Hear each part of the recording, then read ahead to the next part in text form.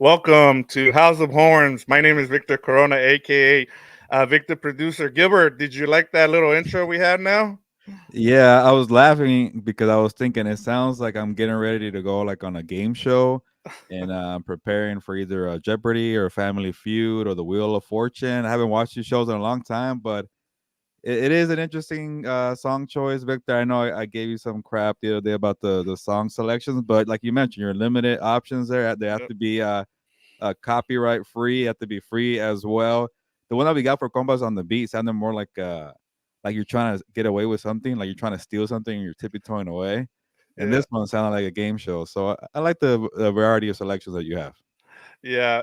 If you're joining us, we haven't been around for about a month, Gilbert. So let me introduce you here, Gilbert Manzano. Former beat writer for the OC Register for their Chargers and the Rams, and now he's an NFL staff writer for Sports Illustrated. We were at Radio Row, so we had a we were able to interview a bunch of people, but one of them was Quinn Lake. If you haven't checked out that interview, please do so. He gave us a lot of nuggets, especially some of the items that we're going to talk about as we get ready for free agency here. The new league year begins. When does it begin officially, Gilbert? Well, technically, it begins on Wednesday, but nobody cares about the official start because the legal tampering, you get that legal tampering period begins Monday. So, and I think I saw it's like Monday, 9 a.m. Pacific. So, if you're on the West Coast time, wake up early because, as you guys know, the LA Rams have a lot of money. And I think, Victor, you checked recently $43 million in cap Yes, sir. space. So, they like to make moves. And last year they had to sit out for a bit, but it paid off. Yeah, and I mean, there's a lot to get into, but you were also at the scouting combine for last week, and so you got back. So I wanna get into that right off the bat Okay. before we get to everything else. We'll recap what we've missed since we've been gone. But Gilbert, just give me your thoughts in terms of first. Let me just ask you overall what your overall takeaways were from the scouting combine, and then we'll get into like some players that the Rams might Yeah. target.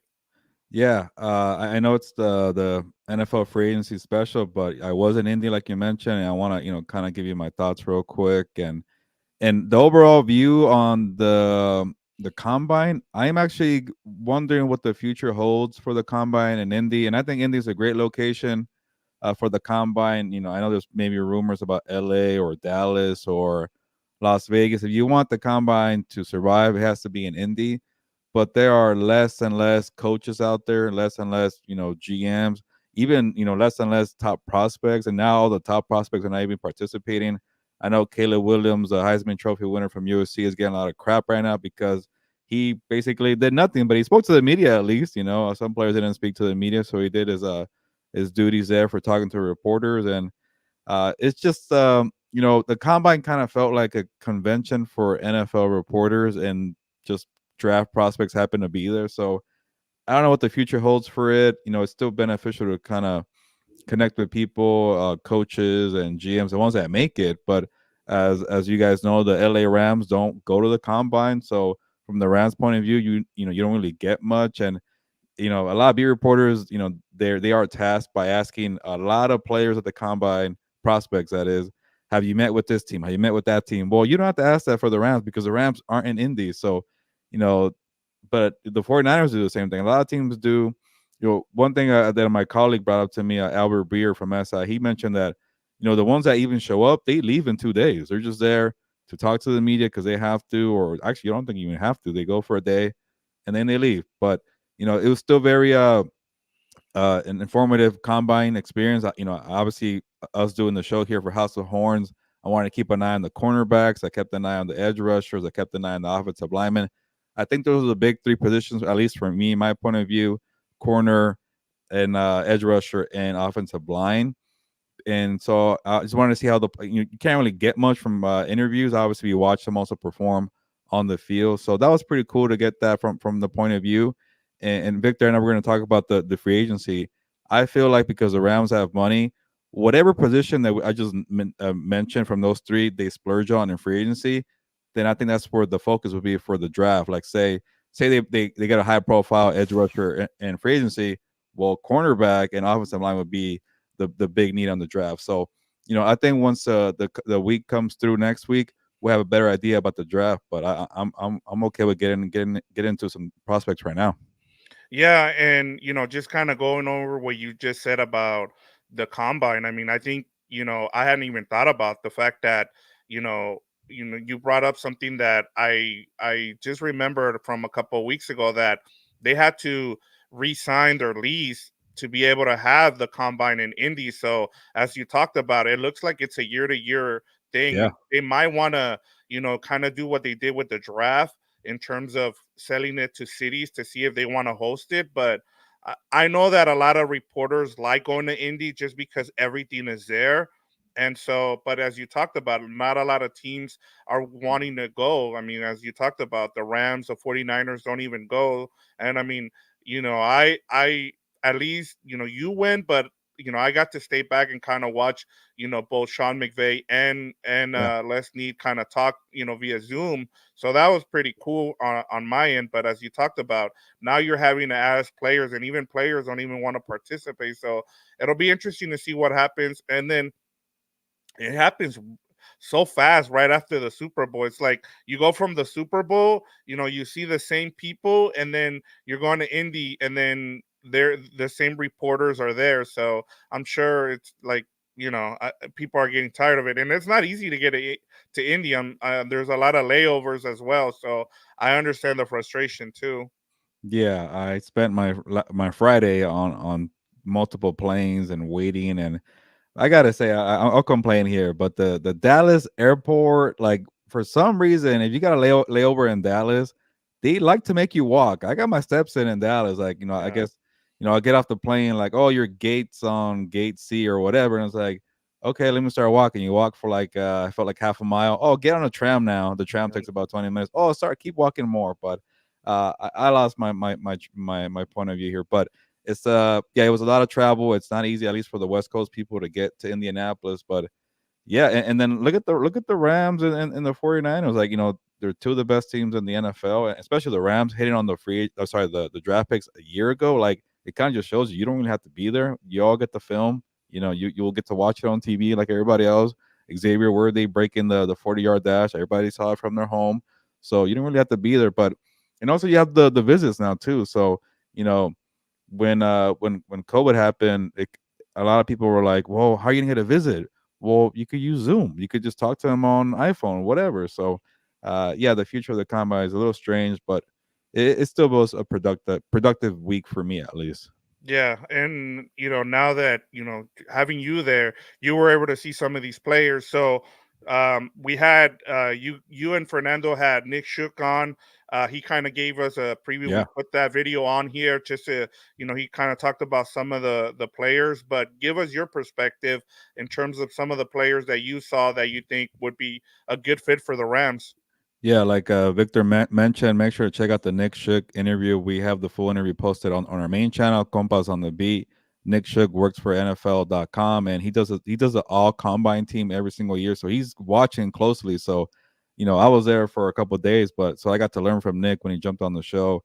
And if you want to know about offensive linemen, like check out the video for sure. Like he dropped like 20 names, and I guess I'll start there. The offensive lineman, it's a stack. It's loaded for the 2024 NFL draft. And as we know, you know, the Rams have needs on the offensive line. Yeah, they got Steve Avila. That worked out. Kevin Dotson worked out, but he's a free agent. We don't know what the future holds.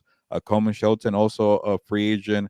Rob Havenstein getting a little older. It hasn't really worked out with Alaric Jackson and Joe Noteboom. So they made it work a year ago. They revamped that offensive line quickly, and that's why the Rams went to the postseason. But you can't settle, and we'll see what they do, for the offensive line. But if you are needing a tackle, this is a draft class to do it. And Victor, I've been spending my week pretty much doing a bunch of reviews for the free agents. And in terms of tackles, veteran tackles, there aren't that many. There's Nope. maybe two or three. And obviously, we'll talk about Tyron Smith in a bit, but after that, it's a big drop off. So Yep. if I'm a team, I'd rather wait and get a tackle in the draft. And you know, and we'll ask the engagement question in a bit, but there's like the big three tackles, and I won't mention them right now. but there are a few that stood out. Washington, Futana from Washington, Guyton from Oklahoma, Latham from Alabama. Like those could be players in the 19 range. The Rams have the 19 pick in the first round. They could always trade up for Joe Alt or for Fashanu from Penn State, Fuaga from Oregon State. So I just listed about 6 tackles who could be first round prospects. There's a couple guards in there too as well. So uh, And it's a it's big, loaded. and it's loaded too. Like I heard that a lot of people think that 3 centers are going to get drafted in the first round. Centers usually Yeah, don't go till the middle round, so that tells you how this is the draft. Like the Rams, they are in a good position to be able to take care of their offensive line in this draft. I mean, don't be shocked. As you talked about, maybe they go, and then that the other position is cornerback. Like the two positions that are big needs for the Rams are the ones that are loaded in this draft. So they might load up on offensive line and cornerbacks. But go ahead and tell me yeah. about the cornerbacks. And that's a good point. Like say they let Kevin Dotson go and Coleman Shelton go, and everybody's freaking out. Well, like look at the draft. The draft, the players are younger, they're cheaper. Like that's the way to go. So and And like the you Rams mentioned, don't pay for offensive linemen, as we've seen. so and that's why you asked me a couple months ago, like what's going on, what's gonna happen with Kevin Dotson. I'm like, if they got a price and he wants more, they're not gonna do it. They got this guy on the cheap on a flyer, pretty much on the trade from the Steelers. And by the way, I was looking at the Steelers free agency needs. They need a guard, and I'm like, oh, maybe they get Kevin Dotson back. So we'll see. We'll see there. And you mentioned a couple of centers. Or interior offensive lineman. Nick Shook brought up Oregon's Jackson Powers Johnson. That's a cool name for a lineman. Jackson Powers Johnson, by the way. JPJ. I don't know. I guess you could call him that. And Daniel Jeremiah had him penciled in for the Rams in his latest mock draft. So that could be an option there. But going to the cornerbacks, those were really intriguing for me, you know, because it feels like every year there's a top 10 cornerback, and this year there's not really one. And it's like a group of corners, but there's a good amount. And that's good news for the Rams because they need a for sure a bona fide shutdown corner. And they've kind of had a rotation. They brought in Witherspoon a year ago, but if they want a for sure guy with some upside, I don't know about being like a franchise changer, but a reliable cornerback. Terrion Arnold just stood out because the way he talks, like he was so confident and outgoing and not phased by any question. And there's a bunch of weirdo questions at the combine, and this guy Right. didn't flinch. So like in terms of being a future captain or a leader, Arnold's a guy, but he could play too. That's what matters more. And it feels like a lot of people are leaning in terms of the draft pundits are leaning Terry on Arnold for being cornerback number one. But if you want a burner, you want speed. Nate Wiggins, he didn't break the combine record, but he ran like a 4.25, and he did injure his hip on the run there, but he said he'll be fine for his pro day. But Nate Wiggins from Clemson, maybe his tape is not as great because he played on a bad Clemson team, but in terms of the speed and the fundamentals, he has it. And then Nick Shook compared Quinion Mitchell from Toledo as I'm blanking on the guy, the big dude from the Seahawks. Yeah, Tariq Reek Woolen. Woolen. There you go. He Yep. compared him to Reek Woolen in terms of the attributes, the skill set. Pretty much a freak athlete. So Quinion Mitchell right there could be an option. And yeah, there you go. All good things. I like the picture of Marshawn Lynch. Yeah, Quinion Mitchell really stood out. And playing at Toledo though, that's a little like concerning. But then again, some of these players from the small programs tend to We do saw well. Sauce Gardner. I mean, that was we've Yeah, Cincinnati. It's not like yeah. he's facing ACC competition. So those are 3 guys right there. And just to be quick here on the edge rushers, because they do need an edge rusher. A lot of connections to UCLA's Latu. I can't pronounce his first name. Latu. Latu. Okay, yeah, sounds the same. And then Yeah. Alabama's Dallas Turner, and then Florida State's Jarrett Verse. And the good thing for the Rams needing an edge rusher and a cornerback is that the first top 10 or even the first top 15 picks, a good amount could be all offensive players. So maybe an edge rusher gets in there, maybe a corner, but I say maybe two out of the top 12, maybe 2 out of the top 15 are defensive players, and that's more talent for the Rams.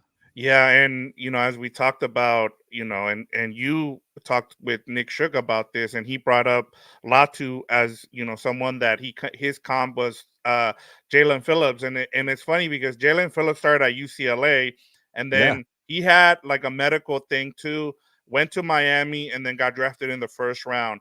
Latu had a neck problem. He was medically retired, comes back, goes to UCLA for 2 years and does really well there. And now he's projected to be a first round pick. So, and one of the things that I liked about him is his bend. He's able to move around. You can move him all around.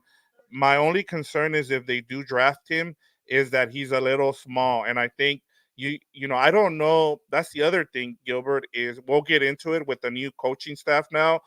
I understand that they elevated Chris Shula, and we don't know, and there's another note that I have on here, and it has to do with their inside linebacker, uh, Christian Roseboom. He's not being tendered according to Jordan Rodriguez, and part of it is because the new staff is he might not fit with what they're trying to do. So, and then also he was a special teamers, and they might not want to pay him the yeah. $3 million that he's probably gonna want, or not want, but if you tender him, that's how much you need to pay him. So maybe they bring him back on a cheaper 1 year deal, but I think that's part of the thing too, Gilbert, is what's gonna happen. We don't know what this new scheme is gonna look like. From what I've heard, is that it looks like it's gonna be some similar things, but as we've seen with each coaching staff, they all want different types of players.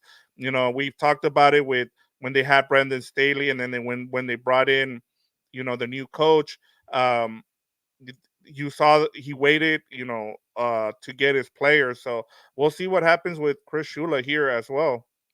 Yeah, Chris Shula obviously being around Raheem Morris the last few years, I'm not expecting too many changes, but when there's a new head honcho, things do change. So we'll see what happens with that. And the other part of it too, Vic, with the Roseboom there, like, last year was like, to fix the salary cap and just kind of make it Yep. work with what you have, and hopefully the rookies do well, and that turned out to be what happened. So now they're in a position to add talent, and this defense, they overachieved, they overperformed, they were well coached.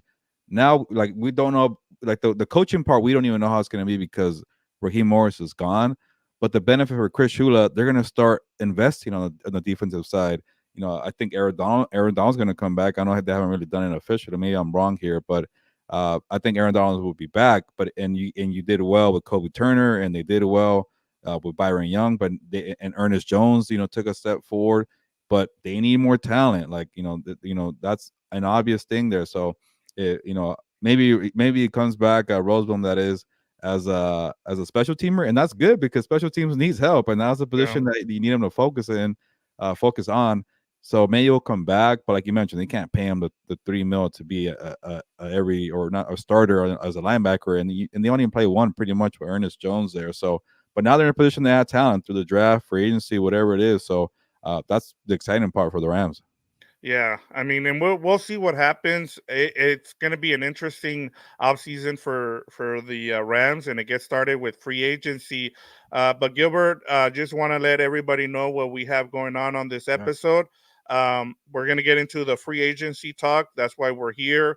The new league year starts officially on Monday, as you talked about. But we also want to, kind of catch up everybody on what's been going on since we've been gone for the past month.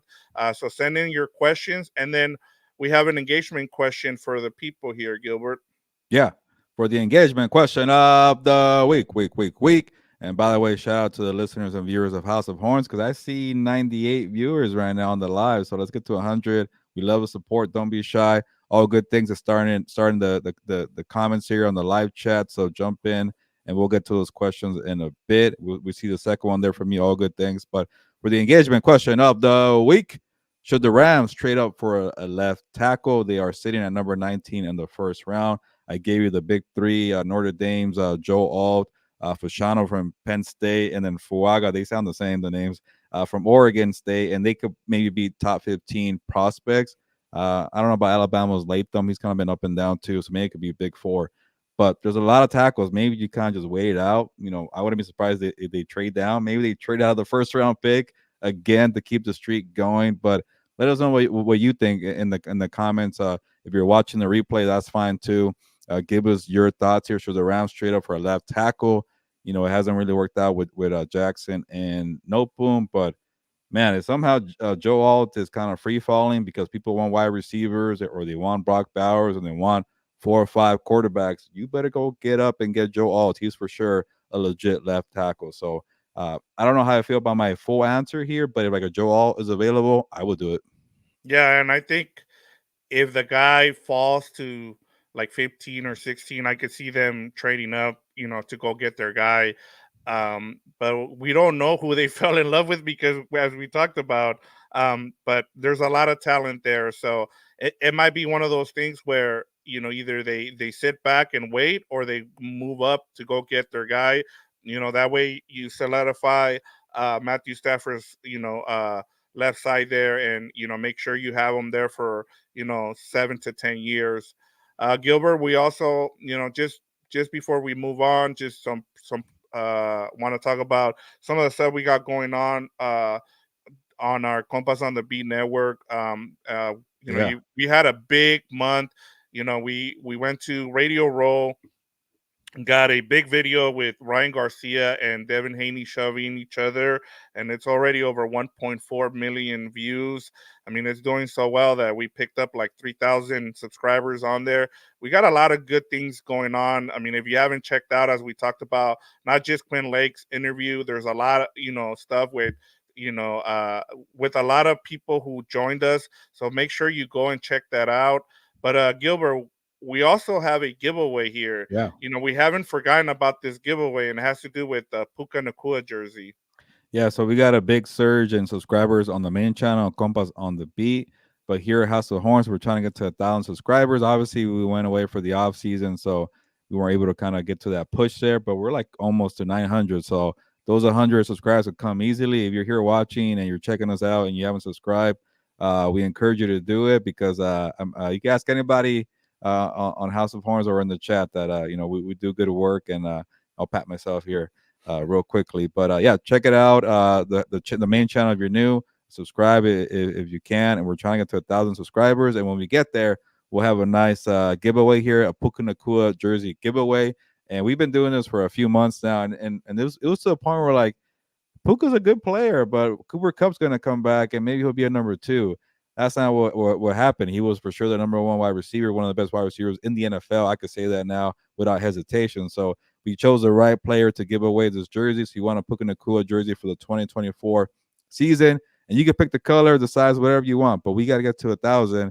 And I keep ranting here, but the way to do it, if you're new here, is just keep watching, keep doing what you're doing, watch the show, and then maybe in 10 minutes, 15 minutes, I'm going to drop the Puka Nakua jersey giveaway keyword. So it'll be like a phrase, whatever, 3 or 4 words. And I must just ask you, hey, drop the keywords in the live chat or on the chat, on the comments when after the replay.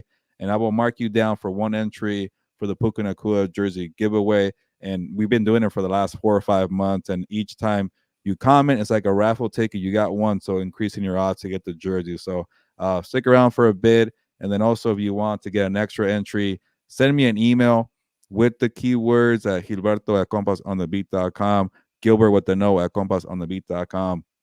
You get 2 entries to the Puka Nakua jersey giveaway. Just give me the keywords, your name, your YouTube username, and then also the time that I drop the keywords. That way, because I know some people could just copy the keywords in the comments and just pretend they watch. You get a little advantage if you give me the time mark or the timestamp in the email. But I think I covered it all in the Puka Nakua jersey giveaway. But stick around for the keywords.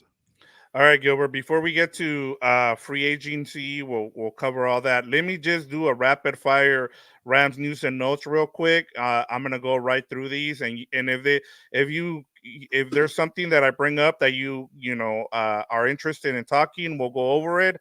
But otherwise, I'm just gonna go right through this. And if you guys have any questions, please send them in. We'll get to it at the end of this episode. I already have one on deck from our guy Delbert Salgado, so we'll get to that. But let me go real quick.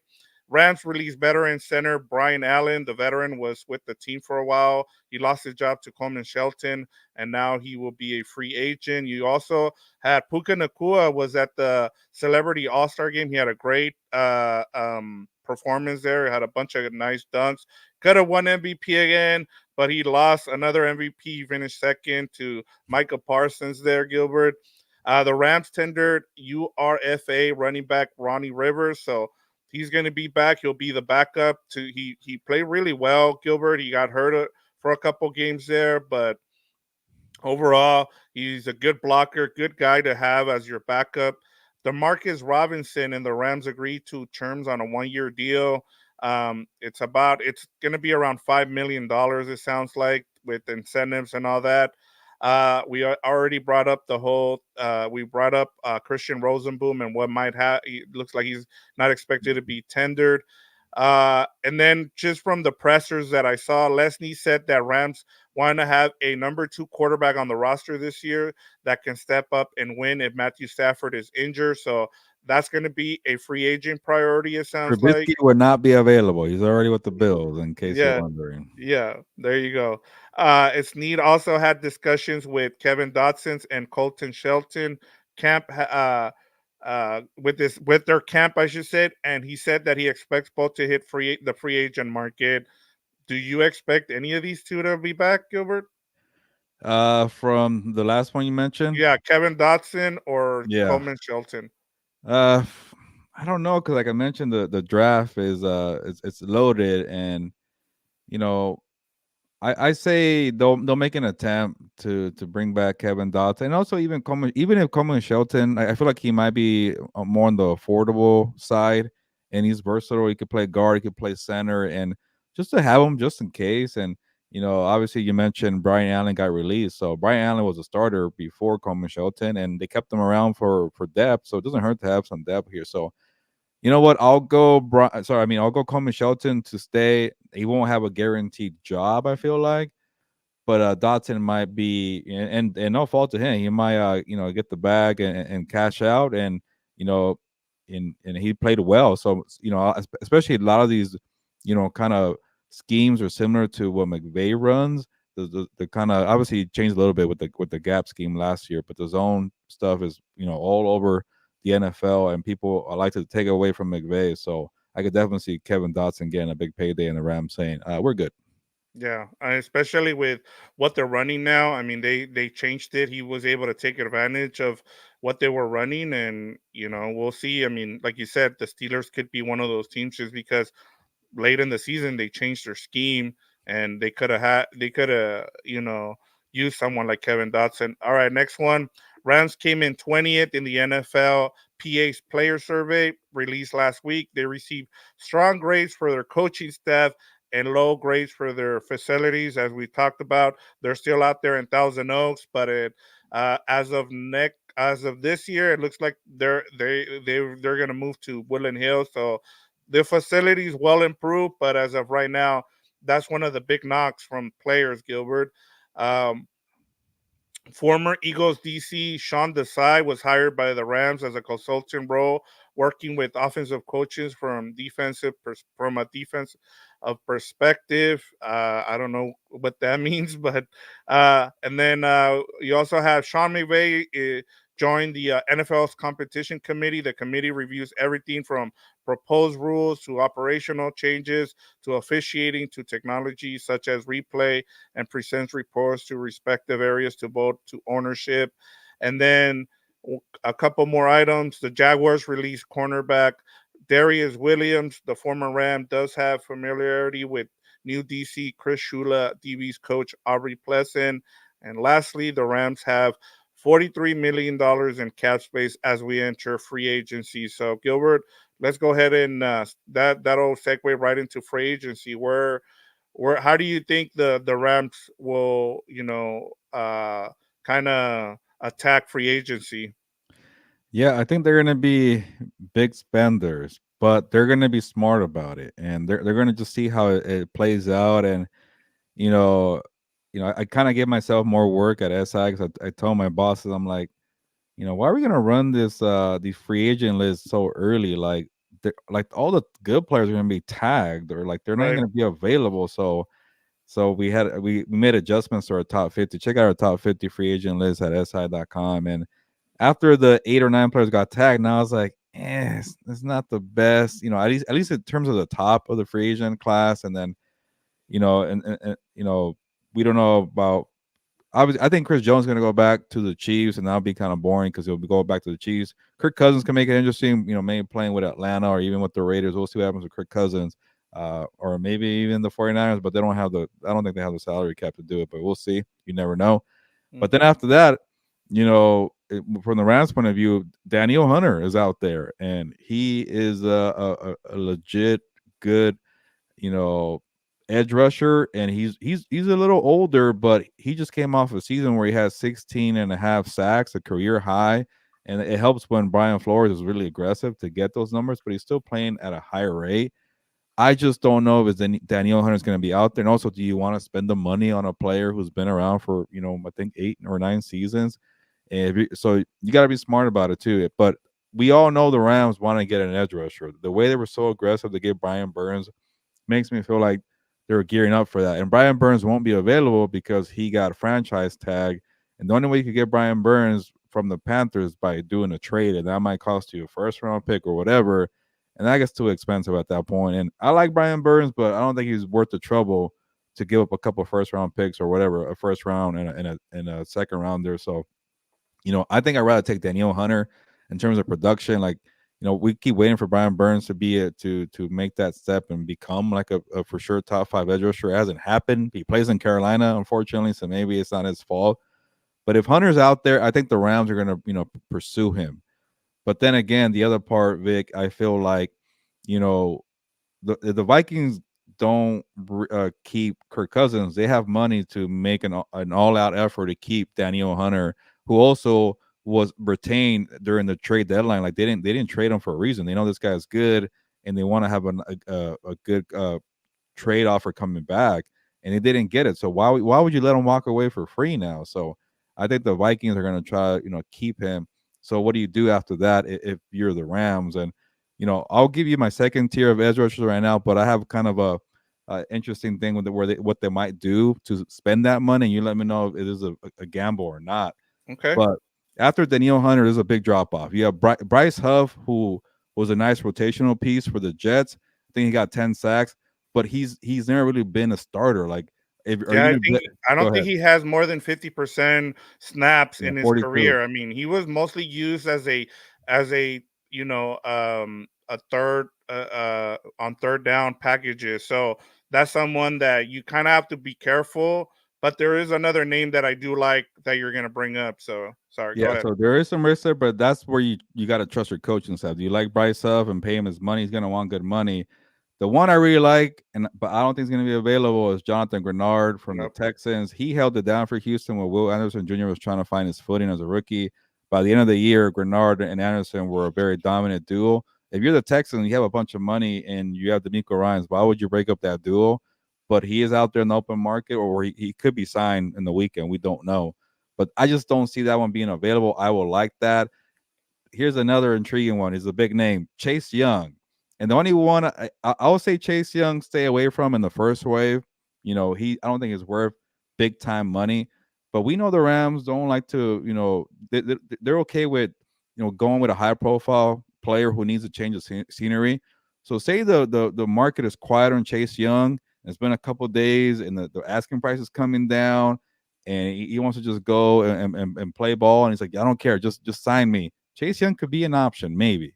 Now, another player that could be like kind of a Bryce Huff, Josh Uche from the Patriots, similar rotational player, but when he had his opportunities, he capitalized. He could never win a starting job for Bill Belichick.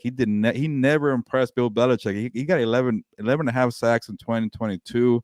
He had a big drop off last year, but similar to Huff, we're like, okay, is he really like? Is there a reason why one of the greatest coaches didn't like him? That's a red flag for me. Yeah, and Patriots guys usually don't they fit their system, but Yeah, when they go and play at another team, and that's the other thing too, Gilbert, with free agency is like it doesn't always work out for you're taking a gamble, you're just hoping that you hit. I think kind of focusing on younger players is the way to go, but even then, Gilbert, I mean, you just never know. Yeah, that's the thing is like if they're young and they haven't played much, but they're also being let go. You got to ask yourself why are they being let go. So but I know every coaching staff feels like, well, they come to our situation, we'll make them better. So you got to trust your coaching staff. I'll be quick on this one. Marcus Davenport, a former first round pick, we know the name from the Saints and the Vikings. He could be available on the cheap if you want to just add another edge rusher to help out a Michael Hoy and a Byron Young. But the one I actually really like, I don't want to mess up his first name. I think it's Dorrance Armstrong from the Cowboys. I've seen him a couple times. He's also been more of a rotational player, but it's not his fault. He's playing behind freaking DeMarcus Lawrence and Michael Parsons in Dallas, and this guy racked up 16 sacks the last 2 years. So Armstrong, he just couldn't. They couldn't find a spot for Armstrong in Dallas because they were low at the position. Like he would be one of the guys I would take a chance on. So, uh, you know, what? I'll let you kind of give your points on the edge rusher. Then I'll give you my alternate splurging plan for the Rams. But there's options for edge rusher. It's a second tier, and I don't know which one that you will like.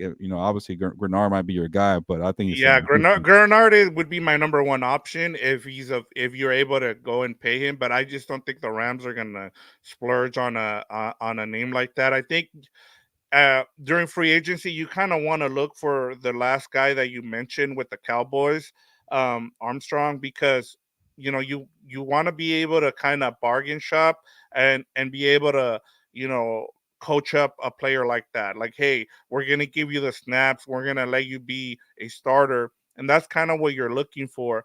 I think if Raheem Morris was still on this was a DC. I would have liked to have him as to go get Chase Young, but I Yeah. think when you're having someone like Chris Shula,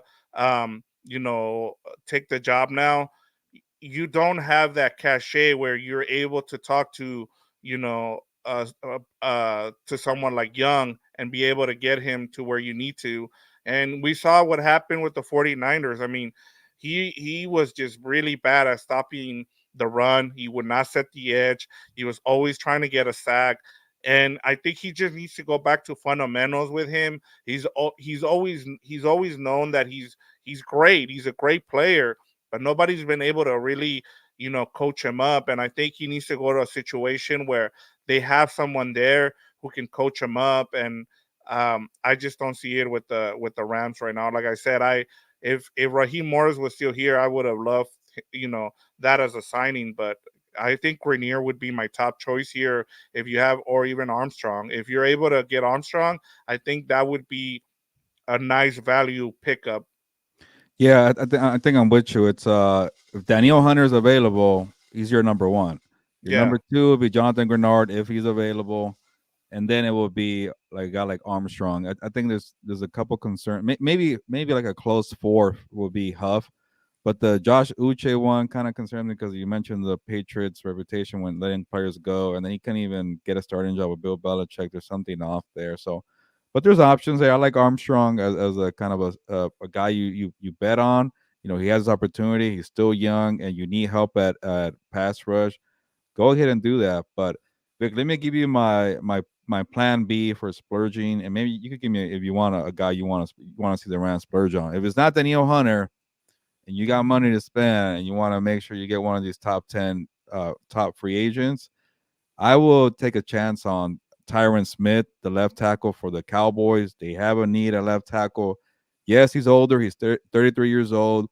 He has injury concerns, but when this guy plays, he's still one of the premier left tackles in the NFL. He started about 13 games last year, and he was still the same dude. So if the money's going to be an issue, if the money, it's not too, out of this world, and Smith is like, what? I am 33. I do have my injury concerns, but I'm from Southern California. I grew up in LA. I went to USC. I just want to go back home to a winning franchise. Get a nice payday and then go retire. So, I think for me, Tyron Smith, the best tackle on the market, and I think a top 10 free agent. I would like to see the Rams make a run at him.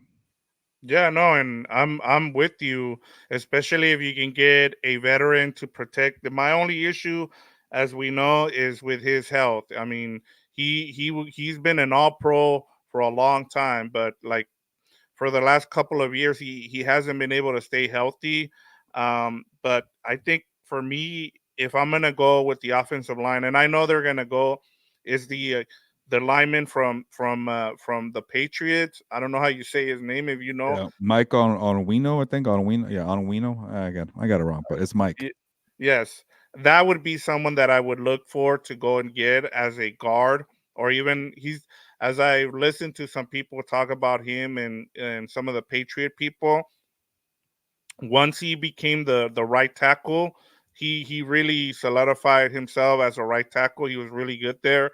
He took over like in week 6, so he would be someone. But I mean, I don't want to move Rob Havenstein from right tackle, so that's kind of where, and I think Kevin Dotson would be someone he fit really with what the new changes to their scheme and the running game. I think he was great. He was already a really good pass blocker, but his thing was run blocking. And so once they were able to change the scheme, which is part of the reason why they got him, was because they wanted someone that you, they can use in that run scheme. And so, but he might price him. He might be get priced out. I mean, there's a lot of teams with uh, with offensive line needs, but as we talked about, because it's such a good offensive line draft, it'll be interesting to see if teams are going to go out there and spend on offensive line, because they might say, you know what, we'll wait to see what we do in the draft, and then we'll come back and see if you're still available. So that's another thing that might happen. Yeah, I am hesitant on my idea with Smith because there are a lot of tackles in the draft. But if you take care of the tackle spot, then you could worry about getting a corner or an edge rusher. So again, it depends on how the free agency plays out, and then they'll adjust that way. One thing also that could be a good thing for Mike on Wano, whatever it is. I'm sorry. Uh, it is kind of a red flag that the Patriots have needs on the offensive line and they're letting this guy go. And then the person that got tagged from the Patriots, I know it wasn't the same franchise tag caliber of the other players, but a safety, Kyle Duggar, was the one that got tagged. So that's a little concerning there. But it could also be in the Patriots' back of the mind saying, "We'll get a guy in the draft. We're cool. Whatever. We'll keep Kyle here. He's a great safety." So that's the thing there. But if you want a guy who's versatile who can play right tackle and guard, you could definitely take a chance on him. And he's younger too. So again, it always goes back to if these scouting reports or the pro scouts are saying, "Yeah, go take a chance on that guy." Yeah, and the other thing we've heard McVay say is they want guys who can play multiple positions. They don't want to just because they've gone through the whole, 2 years ago, their offensive line got all banged up and they didn't have guys who can play multiple positions. So someone like that is very valuable. He's someone that's going to command over $10 million a season because of that, because he's able to play guard and tackle. And then once Havenstein retires or moves on, you can move him to right tackle. So I think that would be somewhat of a value, someone that they would target if I'm the Rams. I'll give you a few more names, Vic, for the free agency here, but let me get to the Puka Nakua keywords here. We have 132 people watching. That's pretty cool, but don't be shy in the comments. We'll get to the question soon enough. But for the Puka Nakua jersey giveaway keywords, and it's that time of year. Let Sneed cook. So if you're watching live and you want an entry to the Puka Nakua jersey giveaway, just type it in the chat. Let Sneed cook, or let Sneed cook, the GM of the Rams here. It's his time of year. The during the season is Sean McVay's show, but now it's Les Snead's time, and he's done well with the draft and free agency. So drop those keywords here for the Puka Nakua jersey giveaway. Or if you're watching the replay video, just do it on the comments. I'll mark it and I'll tab you in there for one entry for the Puka Nakua jersey giveaway. And again, if you want an extra entry, send me the email with the timestamp. You see the time right here. And then the keywords, your username for YouTube and your real name. That will keep tabs on it, and you'll get an extra entry to the Puka Nakua jersey giveaway. Yeah, Gilbert, and I just want to say to the people who've already sent in comments, we'll get to them. Our last segment will be from our YouTube comments, so we'll get to all good things. We'll get to the contracts restructures, and we'll also talk about whether the Rams will be drafting or finding a free agent kicker, which I have a name for you, Gilbert. All right. I'm glad someone asked about that because there is Okay. someone that is a free agent that kind of goes into what we're talking about today. But go ahead, Gilbert. Give me some more Yeah. names for the Rams to target in free agency. I'll give you more names. Then after that, I'll give you the trade scenario that's kind of been flowing around, and I want to get your thoughts on the trade there. Hmm. But so I got through all the edge rushers, and you know, we got a Quentin Lake on the show. He was good to us, generous with the time, and very informative. I know he's a safety waiting for his role there with the Rams, but is if Xavier McKinney, the safety from the Giants, becomes available, the Giants didn't give him a franchise tag. He's a really good cover safety, and he could play in the box too. He's very versatile. And I know some people are up and down with him, but if you check the film or the numbers when it comes to like just to cover and being a free safety, like that's so valuable in the NFL, especially with facing quarterbacks that have to go down the field. So I wouldn't mind. I know safeties are hard because you don't want to give them too much money, and it's not a position you really splurge on. But Xavier McKinney is one that really intrigues me. If you want, maybe on the affordable side to replace a Kevin Dotson if he leaves, I really like Robert Hunt, the guard for the Dolphins. He's pretty much been Tua's bodyguard the last few years. He played for Mike McDaniel. He knows the scheme, similar to the Rams. I know they're a little different nowadays, but Robert Hunt, that guy's a bodyguard. I would like to see him maybe for the Rams. And for intriguing one, I don't know. I know wide receiver is not a priority, but Gabe Davis, just because he's a really good blocker, and I remember Sean McDermott, will always say like, yeah, you guys are worried about his numbers. Yeah, he goes quiet sometimes. I get that, and he's a good receiver down the field. But he's like, watch the tape. This guy's a mauler. He knows how to block. And imagine you get a Gabe Davis to just focus more on the blocking.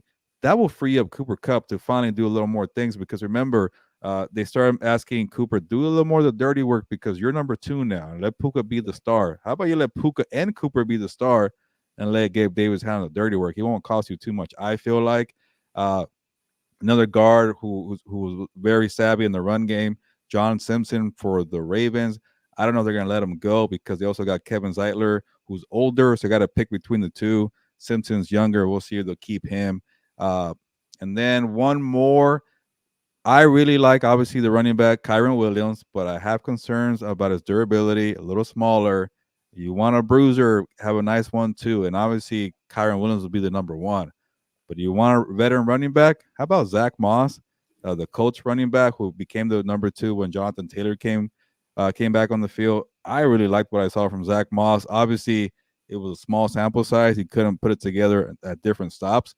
But the Rams know how to run the football, and Zach Moss would be a good complement piece for Kyron Williams.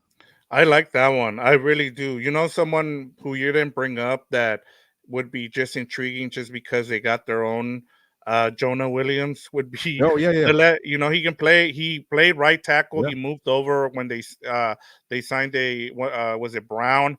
yeah. So he's looking to play left tackle. So he might take a little bit less money and decide, hey, as long as you let me play left tackle, and then now you have two Jonah Williams on the team. That would be kind of Oh cool. yeah, yeah. Get both of them together. I forgot about Yeah. that. And then I like your suggestion of Zach Moss. That as a backup, he'd be somebody to kind of keep an eye on.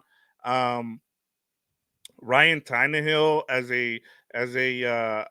a backup would be someone to kind of, we as we talked about. Les Need said that they're gonna address that. So look for a veteran guy to come in on a cheap deal. I've kind of threw it out there during our Compas on the Beat, Russell Wilson, but I think just listening to people today, I think he's gonna actually. It sounds like he's gonna be a starter somewhere. It looks like there's some places where they're looking for a starter. So I thought, I didn't think he was gonna find a job. I just thought that he would have to kind of go the Carson Wentz route where he was gonna have to wait and then finally just decide, hey, I'm gonna be a backup and the best place for me to go will be someone like the Rams where I can sit back and kind of learn from Sean McVay. But we'll see what happens. I like the one with Robert Hunt. I think he's a young guy. He's someone you can move around as well. Like I said, versatility is going to be a big help offensive line. The one I really love, and I think it's going to be a sneaky one. I can see the Rams and Les Snead pulling it off is Xavier McKinney. I didn't think about it just because you have a young secondary, but having a Xavier McKinney, like he's one of those guys that if you know how to use him, he's gonna be great, and I think he'd be a great weapon for Chris Shula. So that's the one. Yeah. If I'm looking on the if I can't find my edge rusher in the free agency, I want to zero in on Xavier McKinney because I think, especially with what we saw Raheem Morris run, if Chris Shula is going to run kind of the same concepts, I like Xavier McKinney as your right behind the linebacker there. So I love that suggestion, Gilbert. Yeah, and especially if you do focus more on corner in the draft, they're gonna be young players. And as you know, Victor, corners takes a while to adjust. It's the speed of the game. And imagine having a free safety who could help you, down the field, good coverage skills, can also move around a little bit. So that'd be very beneficial. So I like that too. Maybe it could be in terms of players who are actually available, it could be Danielle Hunter, maybe Xavier McKinney number two for me. But they have the money, and that's the exciting part for the Rams. They had to wait a year, and now they have the 43 million in cap space. We'll see what they do. But one more conversation, Victor, because he's not a free agent, but L'Jarius Sneed, the cornerback for the Chiefs, he is on the trading block. The Chiefs did not want to give him away for nothing, so they put the franchise tag on him, but they have cap space issues there. They paid Mahomes, they paid Kelsey, and they really want to get Chris Jones back. So I think they're going to get Chris Jones back and re-sign him, and it's going to probably surpass Aaron Donald money there. So to be the new highest paid defensive player in the league, so they are hurting for money, and they want to get a trade partner for the L'Jarius Sneed, and maybe the asking price comes down because people know they want to get rid of him. So if it's a reasonable trade and the Rams have the money to give him a contract extension, I think it'll be worth the risk because he's a physical cornerback. He could hang by himself on the outside with number one wide receivers. My only concern for me is uh, I thought Trent McDuffie was a better player from the two, and also Snead had a really good season and a very good playoffs, but he did not have a good Super Bowl. He got beat by Jawan Jennings for the 49ers. He got beat by Brandon Ayuk. So it's just one game. But every time I watch the Chiefs, I'm looking at Trent McDuffie. So I know he does a little more things that are more noticeable, playing inside, things like that. But and with Snead, it's like if you're not being shown on TV because you're the outside corner with the number one wide receiver, maybe you're doing a good thing because you're taking away the number one guy. So it's a lot of question marks, but if the Rams feel like this guy's a for sure good shutdown corner, maybe they go that route. Yeah, my question is, well, how much is it going to cost you? Yeah.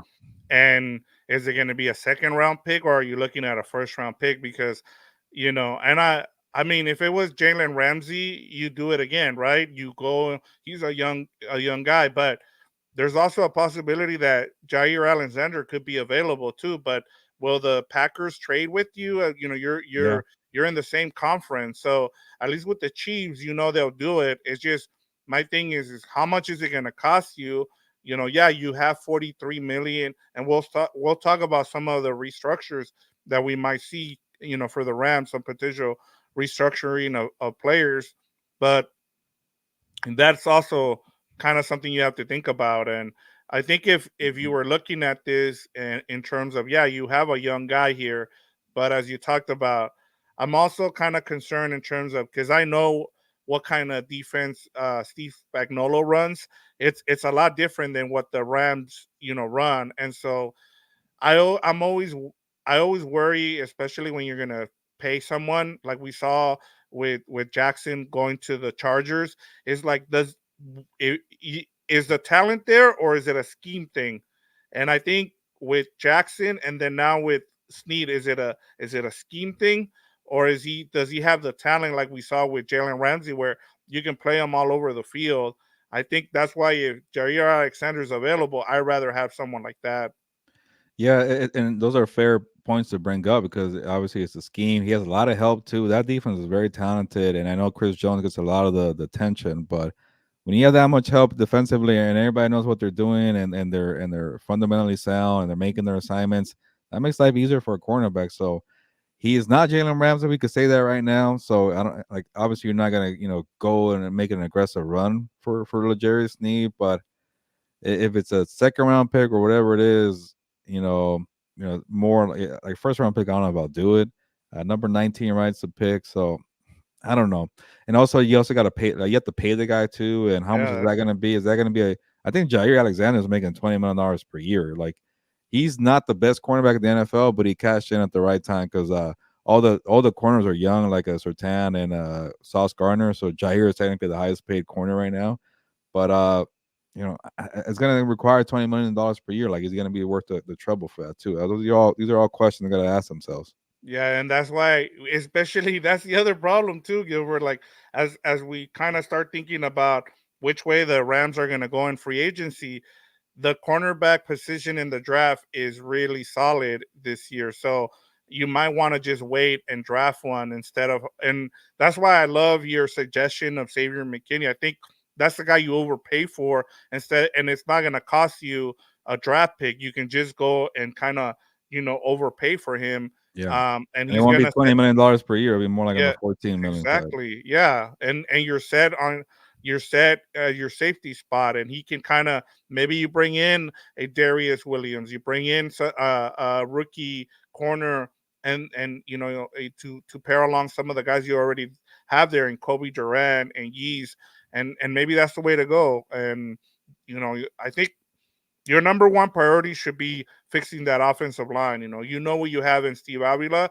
but you need to go get a center. You need to go get, a left guard. You also need to go get a left tackle. So I think where you kind of want to prioritize is safety. If you can get Xavier McKinney, you try and go find a cheap edge rusher, and then same thing with, and then you go and you overpay a little bit for your offensive line, and then if you strike out there, then you take care of it in I mean, in the draft. Yeah, part of me feels like, they might not spend all that money. They're gonna be smart No, about it, and it just doesn't seem like a guy for sure to be out there. Like, even with Danielle Hunter, like he's an older guy. Like, do you want to spend your money on that and be a gamble? But he's still very productive. And again, I don't think the Vikings will let him go. Another top free agent is Christian Wilkins, but you're set with Aaron Donald and Kobe Turner. exactly. So, in terms of top 10 uh free agents, like it's kind of limited for the Rams. That's why we keep going to McKinney, who's maybe more like in the top 15 range. And then there's a bunch of running backs out there, but they're already set with Kyron. You're not going to splurge for a Saquon or a Yeah. Josh Jacobs. So it's very interesting to see what they do. And again, even L'Jarius Sneed is not a for sure guy you want to go after, but that's why I wanted to wait for my free agent rank, is because all these good players get tagged and they don't, and or they get re-signed, and they don't really hit the market. But you know, the Rams might just kind of say, you know what, we did well with the draft, and just keep being smart about it. Yeah, and you have that money. So now we're gonna talk about one. We'll get to our comments from our YouTube community section and our subscribers here, and then the first one has to do with restructures, and Yeah, uh, I I don't know where you want to start, but one of them, Gilbert, for sure is going to be Joe Noteboom. He's either going to be on this team or yeah, he's going to be a post June 1st. They're not going to pay him 20 million. That's what he's due this year. Um, is either if he stays on the team, he's gonna restructure his contract, or they're just gonna cut him and he's gonna be a post June 1st cut. yeah. I think they were probably going to lean more to Cunningham. You get $5 million right there. It's not the biggest, cap space, but it does help out. And like we keep mentioning, there's also a lot of good guards, and who knows, what does he play, tackle or guard? We don't even know. And Right. he never really honed in on a spot. He's supposed to be the left tackle of the future. It just didn't work out for him. So and then he's like a depth piece at guard. Like, I think you're okay with just cutting him for the 5 mil. And then there's a bunch of guards available, veteran guards, who are more proven than him out there. And then for the tackle spots, you could draft one. So uh, you never know. Maybe they like him for depth piece, and he'll do the restructuring side. But in terms of ones that if you like, again, also too, like, the Rams know very well about the issue of kicking the can to the next year or the year after, and eventually you got to pay the debt. Like they want to get back into that cycle when they already have $43 million in cap space, maybe 40, whatever, 47, 48.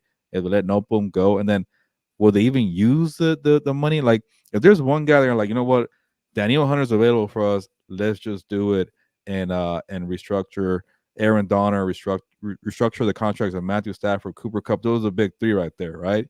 So if you're gonna really splurge and you're going all in, then that's when they do it. But like we're talking about, Victor, it's not really shaping up where they have to be aggressive. There's not a guy that they really gotta have. Let's add more space here and go all in. Like doesn't feel like that. So I think they're gonna be smart about it. Keep that salary cap healthy. You never know too what could happen down the road. Like maybe a player gets on the trading block out of nowhere. Yep. Disgruntled player or whatever is mad about their contract and training camp. Well, you have the money to spend. You're now a candidate to get for that player to get traded. So you don't just waste your money just to spend it. So uh, I don't know if they're gonna go that route, but I think they have enough. They're in a good space. Yeah. Let go of no boom. So just kind of keep doing what they're doing. Yeah, I think I was looking at I was just looking at some of the cap hits here. You have Matthew Stafford with almost $50 million cap hit. You're not going to restructure, as you talked about. Why are you going to restructure and move more money down the road? Like if you knew for sure that this is a Super Bowl team, then you do it. I just don't see where you. I think your two other possibilities are Rob Havenstein, which is 14 million, but as you talked about, Wire, the only one that makes sense here is Joe Boom, just because he's due 20 million. You're just gonna he's the only one that you restructure, you move his money, and I think you worked so hard to be able to have last year be a gap year in terms of your salary, and now you're under. You can go ahead and kind of move forward. Um, the other thing that a lot of people, and we have a show tomorrow where we're going to talk about our, we'll have a free agent special for the whole NFL where we'll talk about all the free agents there. But one of the things that you know people started thinking about or talking about in terms of all the money now that's available, the salary cap went up to 255. So just think about it this way: just because it went up doesn't mean that you're going to have more money to spend. The way someone explained it, which was I thought was great, was just think about it. If you have a credit card bill, right, and your credit card bill is due, but then at the end of the year you get a bonus from work. Are you going to use that money to pay off your debt from that credit now, and then decide, what, I'm going to pay it now? Or are you going to push it to where, what, I have this extra bonus money, I'm just going to use it and continue to max out my credit card? So that's kind of how you have to look at this. And the Rams are in such a good position now that they actually have money under the salary cap, that they don't have to go use their credit card right now. They have that money available. Yeah, look at the team like the Saints, man. Like they keep, they're doing it again, by the way. Yep. And I don't blame the Saints for always reworking or redoing deals. Well, I mean, I do blame them, but this season I don't blame them because they're stuck with Derek Carr for another year because he has Yeah. $30 million guaranteed. So you want to do it one more year with the same core. You haven't made the playoffs since 2020. That's you, Saints. Whatever. You guys are a weird operation. You still think you have the Drew Brees and Sean Payton, and it's been 4 or 5 years of them trying to make it work with an old roster. Yeah, they're good. They're good players. They're the good names like a Cameron Jordan, a Demario Davis. Obviously Alvin Kamara, but that hasn't got them anywhere. Like the Rams are on the better side. They paid the bill. They said, "All right, fine." Like obviously they weren't trying to lose in 2022, but it was like an eye opener. It was like, "All right, we're not really a contender." Like the Saints haven't gone anywhere since 2019, 2018, and they don't open their eyes. The Rams did it, and now they're in a terrific spot because they also lean on the draft. They got Puka Nakua, Kyron Williams, and like the future just seems bright. And then, oh, you paid the bill, and now you have all the money to splurge. And also, you don't really have to. You have a good, like, looking at that salary, I guess cap or the sheet there for the Rams. Like, there's a bunch of like cheap talent on that roster because the top three is Stafford and Donald and Cup, and after that, it's just the right way to do it. Obviously, they got to win more playoff games to make it work, to make it really feel like a legit operation. But the Saints are the perfect example. Like when you just spend money just to spend it, and it's reckless, and you're redoing deals, and sometimes you get stuck to being an 8 and 9 team, and it gets you nowhere. But I guess you have good players on your roster, and you get talked about for a good amount of months. I think part of their problem is that they're in a terrible division that they feel like they can win the division every year. But eventually, like you said, you got to move on. Let's get to our next question here, and it has to do with could you see the Rams drafting or finding a free agent kicker? And I'll tell you this right now. He just signed. I just saw Kyer Oh yeah. Fairburn. He just became the highest paid kicker. I was, I thought the Rams would be in for him, but he just signed. I do have some kicker options. I think they're going to go the veteran route. They're not going to draft the guy. They know that they need a veteran guy now. They're not going to go and develop a guy. And so I know they brought back the kicker that they brought in during training camp, but I just don't see that happening. He's more of a development mental guy. So let me give you some names here, and you tell me if any of these guys, um, do anything for you here. You have Will Lutz, Greg Sirline, Nick Folk, Greg Joseph, Brandon McManus, Joey Sly, Randy Bullock, and Chase McLaughlin. Mm, there's a few like reliable names, but they're all familiar names. So there are some options. Is Greg Joseph the one that he was playing for the Vikings last year? Yes, he's with the He Vikings. he Yep. was good last year. And now I Yeah. think about it, He's at Vikings. 80% field goal. The guy who I would go after, and last time the Rams went and signed a former Tampa Bay Buccaneer was Matt Gay, Chase McLaughlin. He's a 95% Yeah. field goal kicker. Yeah, that's a good one too. I remember he was bouncing around, and I got to cover him when he went with the Chargers for a bit, and he developed pretty well. So I know Sly has kind of been up and down, but he had a nice start to his career. So there are some options there. So definitely, it's not gonna be high in your priority list, but you can't just ignore it like you did last year. Yep. And then the worm has joined us. He said, "What up, guys? Late to the show here." And he does have a question. He says, "Any truth to the horrific rumor Zach Wilson will be in the mix?" And I've heard this, by the way. Yeah. I would say there's probably some truth because Sean McVay likes to kind of, you know, work with these former first round picks and say, you know what, I could get the most out of these guys. But and the worm, I don't know if you should be too worried about it because it's for the backup, bro. But Yeah. obviously he was not ready to be the starter. So I guess you do want to have some kind of trust in your backup to, hey, something happens to Stafford, be ready, Zach Wilson. So that is pretty concerning there. So, but I think there's probably some truth to because Sean McVay likes to kind of just, have a new toy at quarterback and just kind of when he's bored talking to Stafford because Stafford is ready to go. He's set. You don't need to coach that guy up. All right, I could go work with a Carson Wentz or work with a Baker Mayfield, Stetson Bennett, and now you get to work with a Zach Wilson. Yeah, I guess you should be scared, the worm, because if something happens again and he's being asked to play right away, that is not good. This guy needs to be like the third string somewhere and be like, let him sit and watch. You be the third stringer somewhere like with the Rams, then it's okay. But if you're one hit away from Zach Wilson, it could be a long, long season. Yeah, and I mean for a seventh round pick, which is what I've heard, I mean it's not a bad thing. You bring him in, and then you kind of pick somebody up, and he also brings up a good point here. I think in the middle rounds, like a Rattler, Spencer Rattler, someone like that, I would take a flyer on if I'm the Rams, just to have if you're gonna have three quarterbacks on this team, you have a veteran guy like Zach Wilson, and then I was gonna ask you I know you know this story, but the whole McCole Harmon thing where he was giving away plays to the Yeah. opposing team, and those were the two games that Zach Wilson really played well. So it's Maybe he crazy. was giving away wrong information, and he's a real team player because I don't know how Zach Wilson beat the Eagles, right? And then he played well. He had For the his Chiefs. best game against the Chiefs. Yeah, and that's a really good defense. So I don't know what the hell happened there. So he can't even do that, right? Well, he did win the Super Bowl, so I shouldn't give too much crap there. So he got the game winning catch there, but I don't know. The Bo Nix one, it's interesting because he could maybe fall to the second round. But do you want to spend a second round pick on a backup quarterback? But also keep in mind that Stafford's older, and maybe you feel like Nick's could be a one day takeover as a starter. If you feel he's that good, uh, I don't know how good he is. You know, obviously he did well with Oregon, but he bounced around for a bit and took him a while. But those guys were like that is more the Stetson Bennett route, right? Remember, it's like with Brock Purdy, he did well because he got a bunch of opportunities at Iowa State. So you want guys who have played a long time in the league.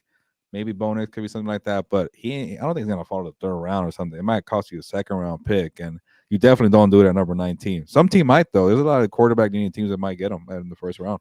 Yeah, there's that quarterback, the guy with the nice hair. What was his name? Oh, I forgot, but yeah, he Yeah, definitely has nice hair. I yeah. saw a bunch of videos of him running. Um, but it seemed like he was in college forever. But Yeah. one of the things the Rams do like, and they've admitted to it, they got like guys who did 4 or 5 years, and that was one of the biggest takeaways that I had with our interview that we did with why am I blanking on his name? The linebacker.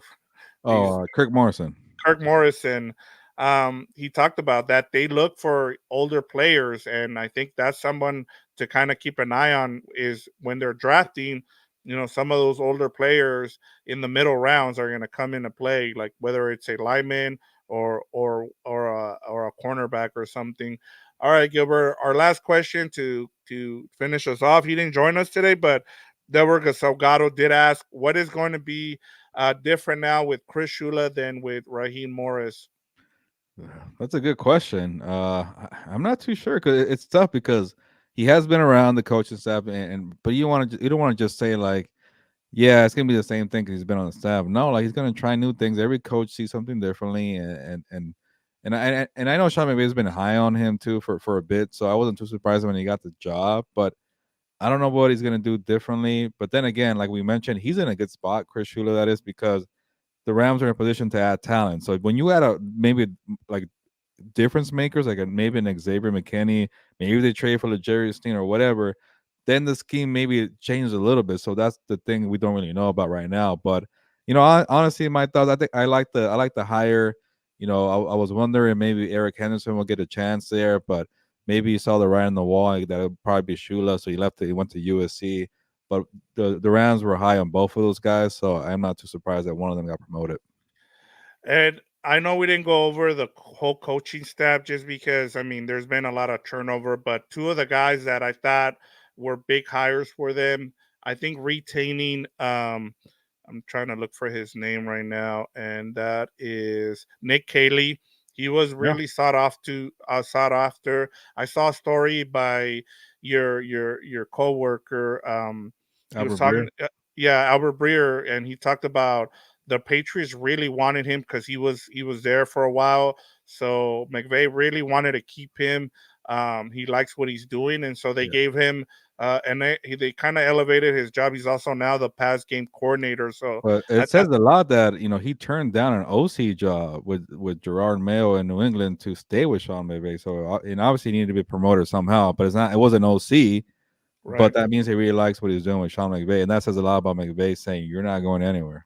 yeah. And the other thing too is if you're if you're Kaylee here, you're gonna get a job by staying with Yeah, McVay than you you're would right. with the Patriots because if you go to the Patriots and you flame out, there's no, at least here, as long as you stay with McVay, you're certain you're gonna get higher eventually. So Yeah, that's you'll get a step closer because look at Zach Robinson who had to wait a little bit, but because he was tight with Raheem Morris, he eventually got his play calling opportunity with Atlanta. So there's different routes to it, but they're always beneficial with Sean McVay.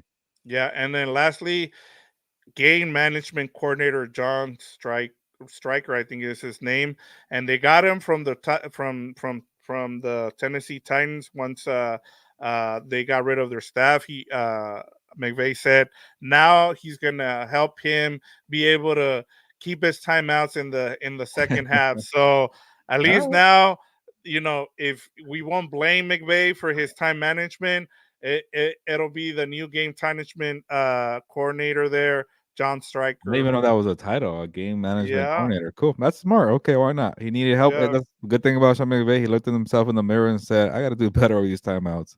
And he even joked about it during his press conference, which I thought was pretty funny to see. But I mean, he realizes that there's some problems there with him, and that's just self coaching. Like, hey, one more thing here from the warm back before we go. It says, "I'm hoping that Shula will be successful. Hope that he learned from what works well with Wade, Staley, and Morris." Yeah, he's been around a long time. Again, a guy that, and that's a good thing. Like, I think Sean McVay has a nice balance where, like, okay, you don't want to just keep having the same guys and you kind of explore what's out there. But it's also like, hey, you work with me, you're gonna get your opportunity eventually. And Shula, obviously, we know the last name, worked his way up there, paid his dues, and been around some very good coordinators. So I think being that experience and knowing what McVay likes to run will be beneficial down the road. Yeah, and I was like, I can't say Chris. I don't want to. I Yeah, mean, I or Mike. I Don. kept trying to call him Mike Shula or Don, and I'm Yeah. like, gotta say Chris. Gotta say Chris every time. So it'll be an adjustment for everybody just because of that last name. But it's awesome to see him get the job, and he's earned it. I mean, I know there's a lot of people who talk about the nepotism that you see around the NFL, but with him, he's been around. He's paid his due, and now it's time for him to you know, uh, you know, make it happen now because he's a DC, and as we see with Ram fans, man, they are not, if there's certain things they don't like about your scheme, they're gonna let you know about it. And Raheem Morris, as much as people are gonna miss him, we saw people criticize him for not blitzing, for not being more aggressive, and now we get to see what Shula brings to the table, and I think it'll be a big year for him, that's for sure. Yeah, so we'll see what happens with Shula, and I think he might get a couple new playmakers next week, and definitely in the draft. So this was a good show to kind of get through Yep. everything, especially because we haven't really jumped on here like in almost a month. So new coaches, obviously free agency, the combine, all that. So I'm glad we got it out there. Yeah, new league year starts on Monday, and so as news trickles in, we'll decide when the next show is. I'll usually this week I let you guys know on Monday that we were gonna have a show, so I'll make sure that people know when we're gonna have it. So it all depends also on Gilbert's time. When he has the time, we're able to jump on. So we'll keep you guys updated if there's a big if there's a lot of news in terms of the Rams being busy during free agency, then we'll jump on Wednesday, if not the following Wednesday. So, just keep it logged. We really appreciate 167 people are checking us out now. So that's awesome to see, Gilbert. And now it feels like we just got done with the Super Bowl, and the thing about the NFL is there's always news. So we're ready for it. We've been able to recharge our batteries, but we're ready for the off season. And for some people, Gilbert, this is their funnest time because you're not disappointed because you lost a game. You're excited about. You're hopeful. You're able to sign some players. You're able to draft some players. So let the off season, the official league year, begin now. Yeah, I finally got a week off for vacation, but that week went by really fast, and now it's like, well, I got a long April, I got a and long March, long April. Maybe sometime in May, like the real off season for me feels like May, June. So, uh, the number one question that I get as an NFL reporter after the Super Bowl. So what do you do now? Like, do you not work for 6 months? I'm like, and not that I break it down. There's free agency, there's a combine, there's a draft, there are mandatory workouts, there's training camp, and I just say no. There's things to do. I just keep it short. And the worm, shout out to you. Stoked for next season. Keep up the great work, guys. We appreciate the kind words, the worm, and we're glad you made it. Because I think I remember you're in Wisconsin, so you are 2 hours ahead. So thank you for being up late. Yep, and we really appreciate all the comments. Like I said, don't be afraid to let us know.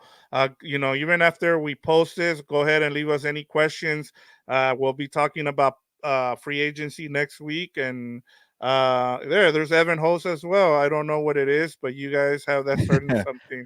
So Thank thank you, you. Evan. That's nice. Kind We words. we Appreciate it. Yeah, we really appreciate it. All right, Gilbert. We got to cover everything that we missed out on while we were post Super Bowl. Now we get ready for the new league year on Monday, and as I said, we got the Rams. There's a lot of things to be excited about, but it's time for us to go get ready for free agency. So go ahead and close us out. Yeah, if you're joining the live here late, make sure to watch the replay because there was a lot of information that we dropped here. So this was a fun episode to kind of get back into it and get to the flow of things and talk mostly Rams. So that was good, and to see you, Victor, too, to talk about it. So a lot of good stuff on the show. We appreciate the viewers and the comments. So thank you for jumping in, Evan, the Worm. We saw all good things, and then I don't want to butcher your name, but I'll just say not P. Thank you for the question there on the kicker. But on that note, ya nos vamos. Pues, vámonos.